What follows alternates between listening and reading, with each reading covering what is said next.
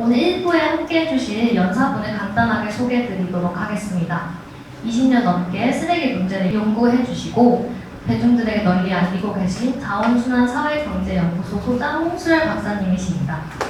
그럼 먼저 홍수열 박사님께서 지금 우리 곁에 쓰레기라는 제목으로 한국 자원순환 정책 현황 및 문제점에 대한 강의를 들려주시겠습니다. 결국은 인간의 물질 소비로 일어나는 문제 전체의 결국 쓰레기 문제의 해결이라고 하는 것은 발생된 쓰레기를 어떻게 잘 치울까의 문제가 아니라 인간의 물질 소비의 물줄기를 어떻게 돌릴 것인가의 문제이죠.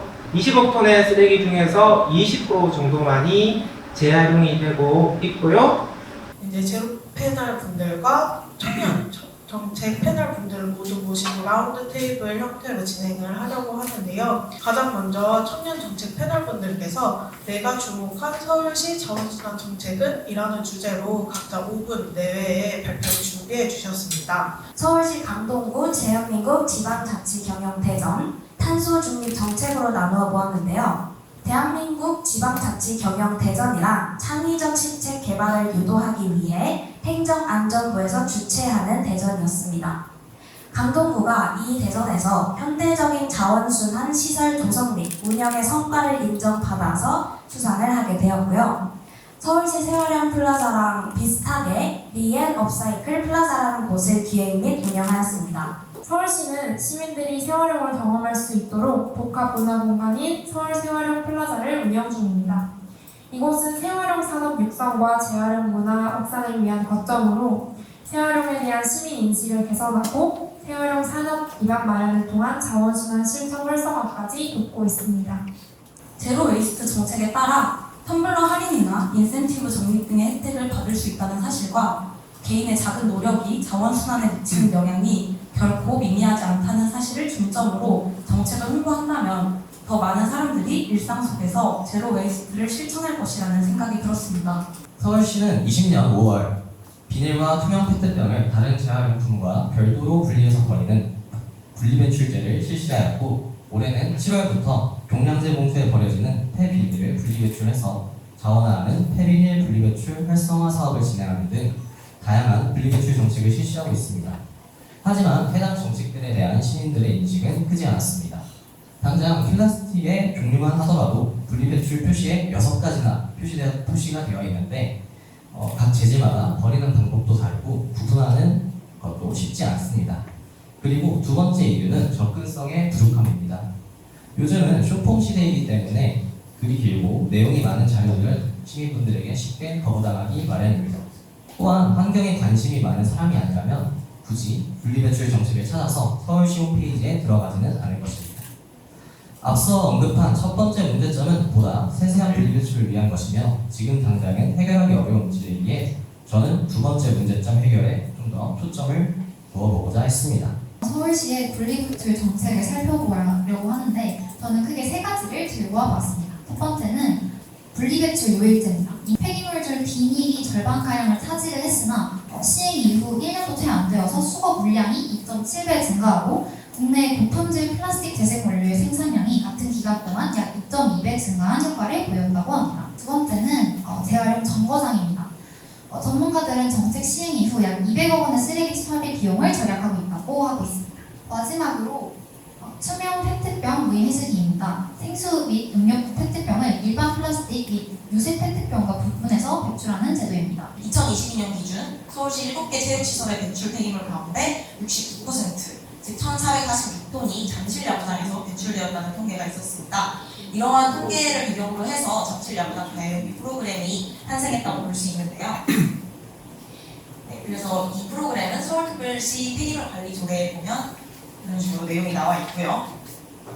또 해당 프로그램은 먼저 자원의 절약과 재활용 촉진에 관한 법률을 근거로 하고 있고 일단 지난해 한 달 동안 시범 도입을 한 적이 있었는데 그때 이제 35개 경기에서 경기를 치렀고 5,418개의 일회용기 그리고 경기당 127kg의 쓰레기가 감소됐다는 성과를 얻을 수 있었습니다. 그리고 올해 정식적으로 시행된 후에는 이제 4월부터 약 10월까지 131개 경기를 거쳤는데 다회용기가 총 121만 개 사용되었고 그에 따라 경기당 약 9,210개의 일회용기가 감량되었다고 합니다. 세 분의 제로 패널 분들과 청년 정책 패널 분들을 모시고 앞서 발표해 주신 내용에 관하여 라운드 테이블을 진행해 보고자 합니다. 저희가 본격적인 라운드 테이블을 진행하기에 앞서 먼저 함께 해주시는 제로 패널 세 분을 간단하게 소개해 드리겠습니다. 서울시 강남구 환경정책위원이신 세봉 커뮤니티 대표 송영혜 대표님, 정기적으로 플러깅을 진행하는 청년 플러깅 클럽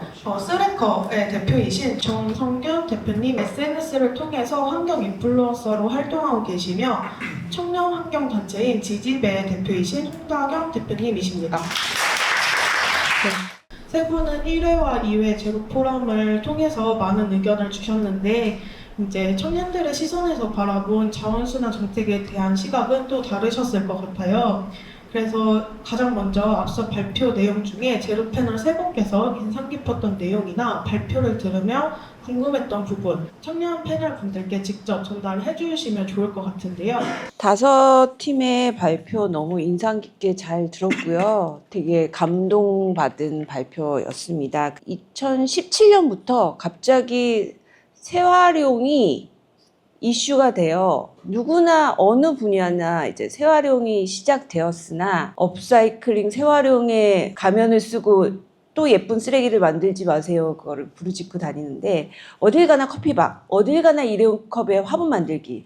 근데 그게 어쩔 수 없이 손쉽게 접근할 수 있어서 그런 것들을 진행을 하고 있는데 처음에 유다연님께서 이제 재활용과 재활용 의미에 대해서도 이제 발표를 잘 해주셨는데 거기에 덧붙여 업사이클링이라는 것은 그 전에 우리가 재활용이 무조건 갈아서 만드는 게 재활용이 아니고 원래 있던 물건을 순환시키는데 자원이나 전기나 이런 인력을 통해서 다시 그레이드가 낮아지는 다운사이클링이 됨으로써 거기에 이제 가치를 더하는데 그 의미가 되게 애매해요. 가치를 더하는데 어떻게 더할 것인가. 가치나 부가가치를 더해서 재활용 산업의 딜레마가 빠진 게 공예나 이벤트로 끝나고 있는 것들이 되게 많거든요. 이걸 어떻게 산업화 시킬 것인가를 고민을 해보면 좋을 것 같고 각각 재활용 플라자와 어떻게 이루어지고 있는지 한번 방문을 하셔서 이들이 과연 잘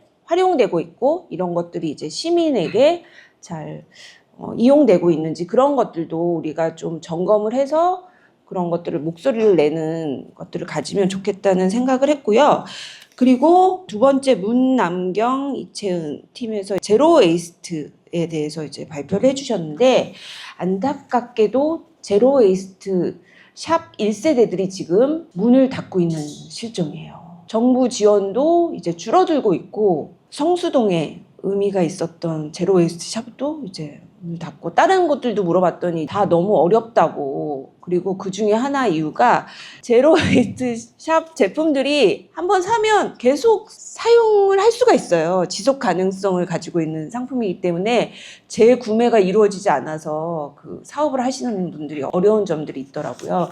어떻게 지속 가능한 제로 웨이스트 문화 확산을 위해서 이거를 우리 일상 생활 속에서 어떻게 실천해 나갈 수 있을지 그런 것들도 실제적인 생활 속에서 청년들의 고민들이 좀 이루어지고 실천해 나가서 그 결과를 또 공유하는 시간이 있었으면 좋겠다는 생각을 해보게 되었습니다. 또 시스템화 될 수 있는 방안에 대해서 이런 인력적인 보조 없이도 조금 시스템화할 수 있는 방안에 대해서 한번 고민해 보신 적이 있는지 이야기를 한번 들어보고 싶었습니다. 인력 문제에 관해서는 제가 깊이 생각해 보진 않았지만 지금 떠오르는 대로 한번 말씀을 드려보자면 우선 세척 관련해서는 많은 시민분들이 걱정하고 있는 부분이기도 해서 과정을 간단화한다거나 인력을 많이 빼고 이런 건 조금 어렵다고 개인적으로 생각이 들고요.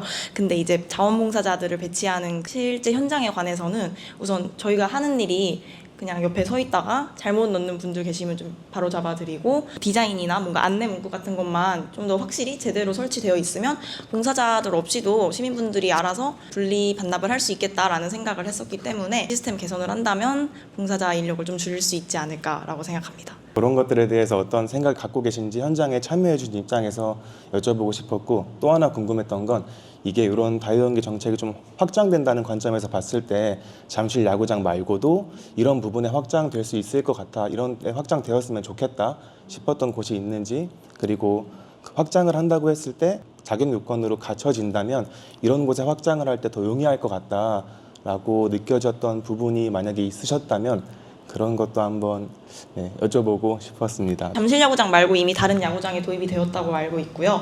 장례식장에서도 하고 있잖아요. 그래서 그런 것들도 다 좋다 생각하고 갑자기 든 생각은 대학교에서 축제 항상 연례 행사로 엄청 크게 진행하는데 그때마다 이제 쓰레기가 엄청나게 나오기 때문에 특히 이제 대학생들이면 분리배출 이런 거에 좀 더 관심을 많이 가질 거라고 생각이 들어요.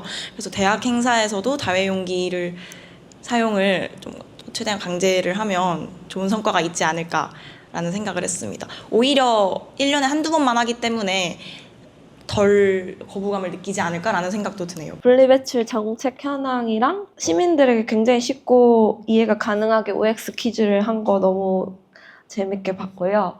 어쨌든 교육이 되니까 너무 잘하신 것 같고 폐비닐 시범사업 부분에 대해서도 사람들이 잘 알고 있는지에 대한 인지도도 알아봤는데 잘 모른다고 했잖아요. 실제로 물어보면 잘 모르거든요. 현재 사는 주민들이 잘 모르기 때문에 그런 걸 잘 녹이신 것 같고 4번 팀의 경우에는 지하철 음료 수거함 이런 부분들 잘 적용을 하셔서 사례를 잘 발표하신 것 같아서 아주 좋게 봤습니다. 이 부분들이 대학교 내에 좀 설치가 되었으면 좋겠다라는 생각이 들었고요. 제가 이제 두 팀의 그 공통점인데 아쉬웠던 점은 분리배출을 시민들이 해야 할 일이기도 하지만 시민의 책임이 아니라는 점을 좀 이야기를 했으면 좋겠더라고요. 시민들도 분리배출 열심히 하고 싶어서 노력하고 알아보는데 기업들이 제품을 막무가내로 막 생산하고 재질 자체를 막 엉망으로 만들어 버리면은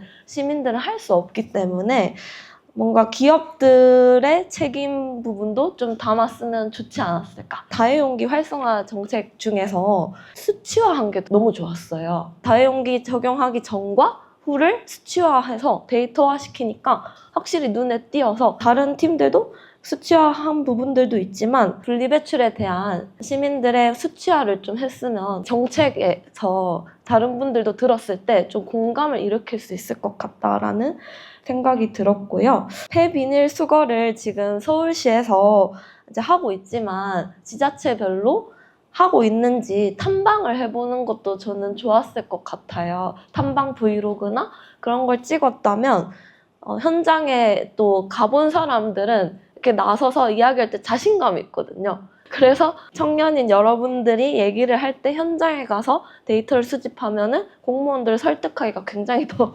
쉽다는 점. 제가 최근에 고려대학교랑 연세대를 비교하는 모니터링을 실시했어요. 좀 놀라웠던 게 고려대학교 내에 음식을 포함한 쓰레기통 이렇게 있더라고요. 음식물을 포함해서 버리라는 통이 아예 있었어요. 총장님한테 이건 좀 아니지 않냐고, 쓰레기통이 어떻게 음식물 포함해서 버리냐고, 그런 것들 좀 얘기하면 참 좋겠다. 네, 그런 생각이 들었습니다. 쓰레기통을 자주 보고 실제로 몇 번 이용해본 사람으로서 쓰레기통이 있고 없고가 나의 태도가 너무 달라지는 게 너무 느껴지는 거예요. 격층마다 배치가 되어 있거든요. 그래서 이 쓰레기통이 없을 때까지는 음식물이 있으면 바로 화장실에 가서 비우고 버리게 됐었는데 그 음식물 포함 쓰레기통이 생기고 나서부터 음식물을 버려도 된 것 같다는 생각이 들고 그 쓰레기통에만 쓰레기가 잔뜩 쌓이는 걸 보고 환경이 얼마나 중요한지를 느낄 수 있었습니다. 제가 다니는 S대는 그냥 거기에 문구가 음식물을 그냥 따로 버리지 말고 같이 버려주세요 하고 환경미화원 분이 그거를 분리배출을 이렇게 하시는 거예요. 왜냐하면 학생들이 그냥 화장실에 막 라면 이렇게 버리고 하니까 그냥 있는 그대로 버리면 그거를 따로 버려주시는 분이 계셔서 그냥 버리세요 하는데, 왜냐하면 여쭤보니까 그거를 그냥 버린답시고 화장실을 막 막히게 하고 다른 또 환경 문제가 야기돼서 그냥 버리세요 하고 그거를 따로 처리해 주시는 또 전문 인력이 있으신 것 같더라고요. 작년에 또 다른 학교도 모니터링 했었거든요. 거기는 음식물을 따로 분리할 수 있는 통이 있더라고요.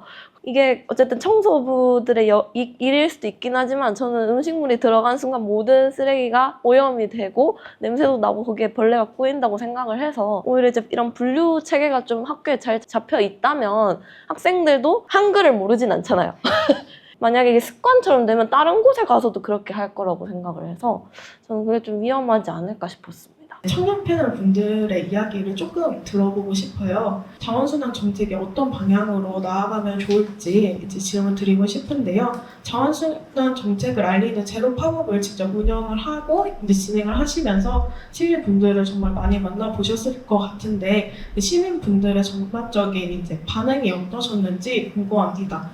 먼저 한 20대, 30대 청년으로 보이는 남성분이었는데 저희가 아무래도 퀴즈로 문제를 내다 보니까 또 시간 관계상 모든 준비한 문제를 다 이게 풀게 할 수는 없었어요. 참가자당 뭐 3문제, 4문제 이런 식으로 풀게 진행했었는데 그 참가자분은 굉장히 열의도 넘치시고 자기가 몰랐던 거를 좀 더 알아가고 싶다라는 의견을 주셔서 활동이 다 끝난 뒤에도 오셔가지고 혹시 준비하셨던 문제들 더 있으시면 제가 그냥 따로 풀어봐도 되겠느냐 이런 말씀을 해주셨어요.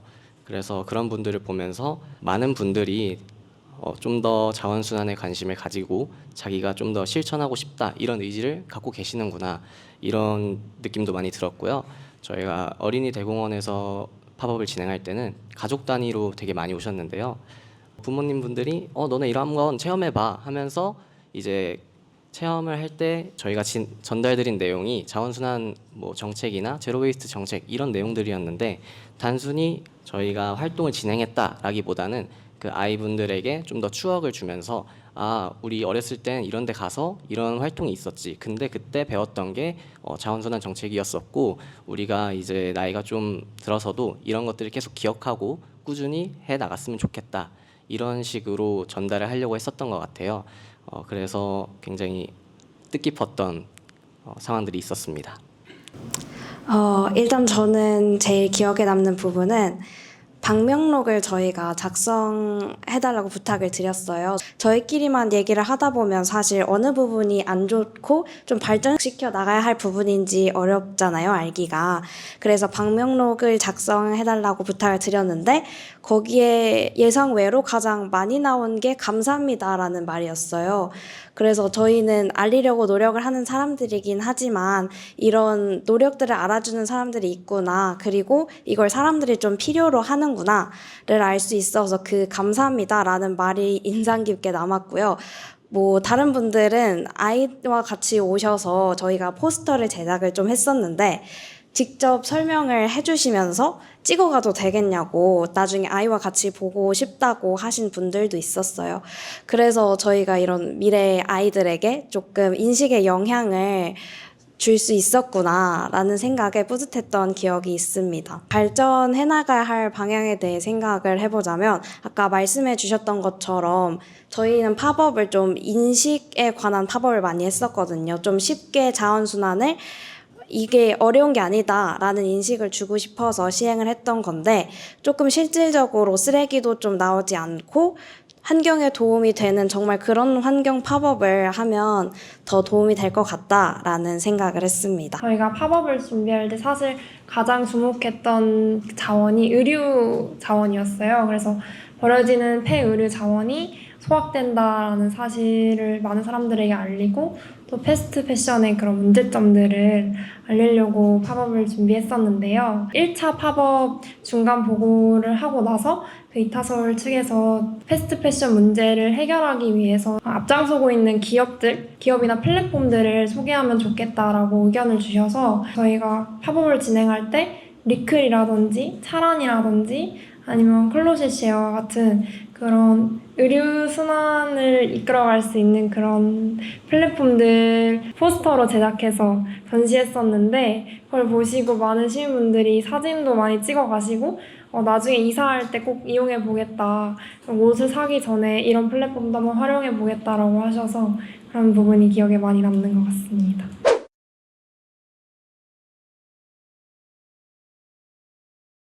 이 부분에 대해서 답변을 드리는 게 제가 가장 적합하지 않을까라는 생각이 들고요.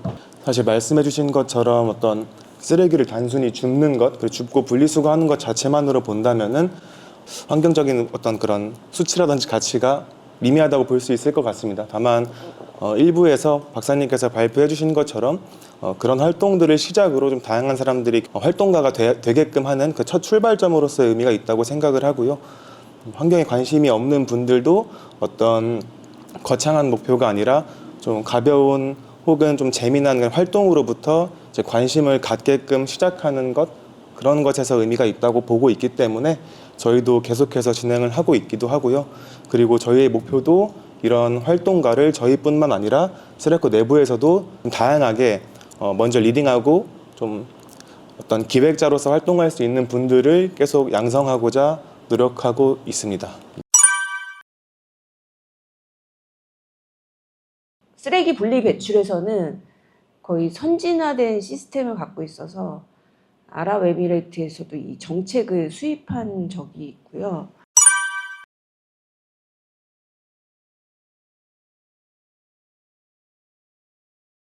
그 다음에 자본주의 사회가 나왔는데 에코백 텀블러, 기업뿐만이 아니라 개인들도 그린워싱들을 많이 하세요. 그래서 에코라는 이름 하에 또 벅스에서 시즌별 텀블러 계속 수집하시고 막 나는 환경적인 인간이야 그러면서 위로하는 행위일 뿐 환경에는 아무런 영향을, 오히려 악영향을 미치고 있기 때문에 그거보다는 있는 자원을 잘 순환해서 내가 필요 없는 것들은 같이 공유해서 쓰고 그런 것들이 더 친환경적이고, 그 다음에 제로 웨이스트를 시민들에게 어떻게 설명을 해야 될까요? 제로 웨이스트를 하면 좋다는 거를 이점을 알려주면 누구라도 하겠죠. 몸에 좋다면 바퀴벌레라도 잡아먹는다고 하는 웃긴 말이 있듯이 제로 웨이스트를 하면 나에게 이익이 된다. 그런 베네핏을 아까 정량적인 수치로도 이렇게 보여주셨듯이 그렇게 정량화된 데이터를 기반으로 해서 이렇게 보여준다면 누구나 하겠죠.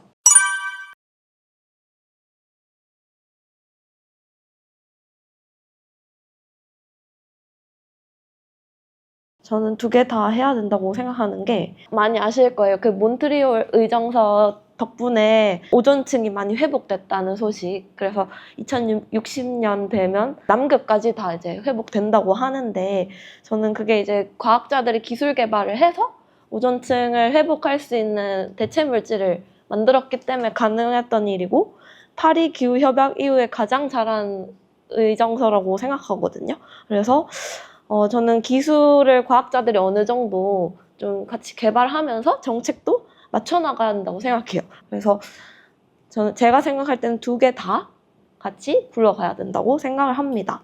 기술을 개발하시는 분들한테 응원의 메시지도 좀 필요한 것 같아요. 제가 아는 대표님이 그 굴뚝 없는 소각장을 만들었는데 그분이 이제 투자자가 없어서 이제 안 하세요. 그래서 저는 이런 기술들이 계속 실패하고 계속 발전하고 이런 역사적인 게 필요한데 그냥 별로라고 투자 안 하고 이러면은 계속 기술도 개발되려다가 안 되다 보니 이런 부분에 대해서 좀 우리가 항상 부정적인 견해보다는 다른 시각도 한번 들어봐야 되지 않을까. 그런 마음으로 우리 시민사회가 좀 바뀌어야 된다고 생각합니다. 이제 질의응답 시간을 여기서 마무리하도록 하겠습니다. 저희가 알차게 2부를 진행해봤는데요. 아쉽지만 이제 제3회 제로 포럼을 여기서 마무리하려고 합니다.